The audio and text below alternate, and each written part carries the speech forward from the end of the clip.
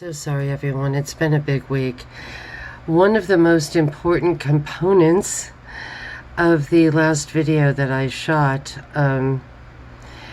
was this book, Experiment at Evergreen. Very no-nonsense. Very looking like, military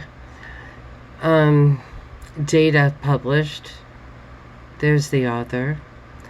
I'm sorry I do not still have a copy of this book. I would flip it open and show you where it says that he is the head of, or was, in his bio, the psychology agency wing department of the Navy. In those wild years, we're talking like, 50s, 60s, maybe late 40s. So this copy is available to you at Amazon.com. And once again, it is where the, most people see that and they go, oh, experimental education, like my Puff the Magic Dragon teacher in Albuquerque, New Mexico in the early 70s or whatever.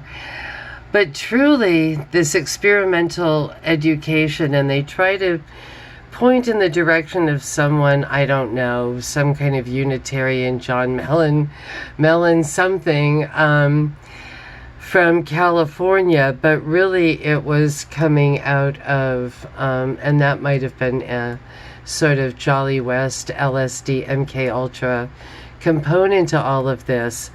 But the heart and soul was from Richard Jones, the one who had Doc thrown out of a plane in Vietnam and thinking that he was on some kind of, Vietnamese, torture island, when instead he was, just off the coast of Florida, Louisiana, something of that nature.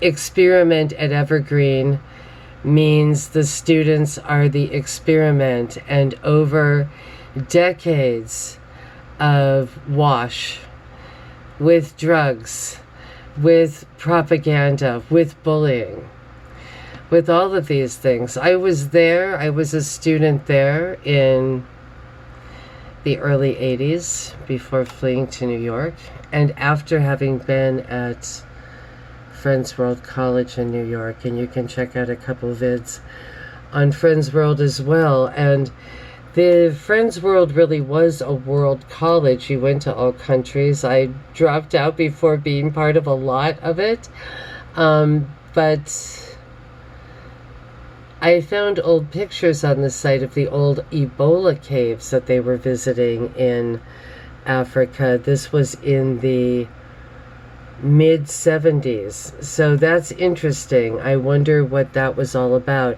and why they were, next to Cold Spring Harbor. There are so many questions, but this is the product, ultimately, of this, 3 generations now, shall we say, of the crazed kind of, dumbing down, and beyond dumbing down, a sort of adrenaline rush. Soldiers, right?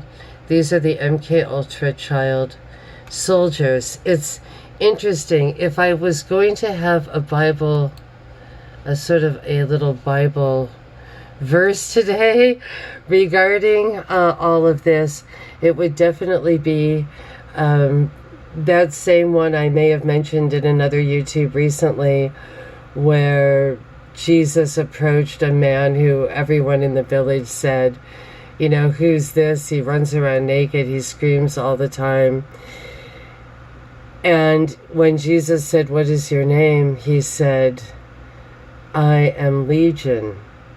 And Legion meant, right, a 40,000 person army, right? Once again, this has nothing on, Sybil has nothing on this regarding multiple personalities. But with these people, I feel like they are I am Legion inverse, where it's a hive mind. That's one thing that you do learn from being around these people and living. And I hate saying that, like, these people, but they didn't even have names for themselves. They go by names like, rat or dust or clown or gravel. They all just have these, names. And so you really don't know who or what they are, or who or what the true identity is of them.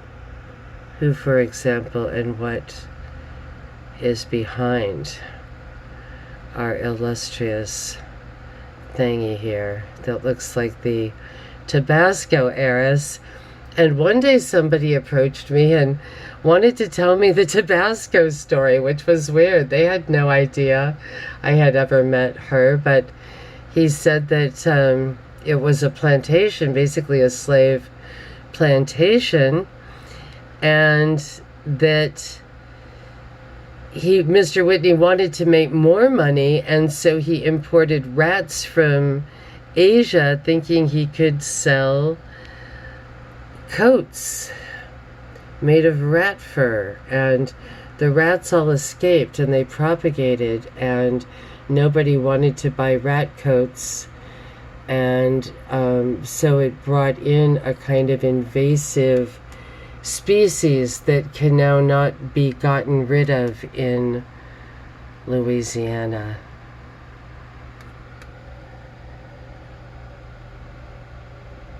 Much love.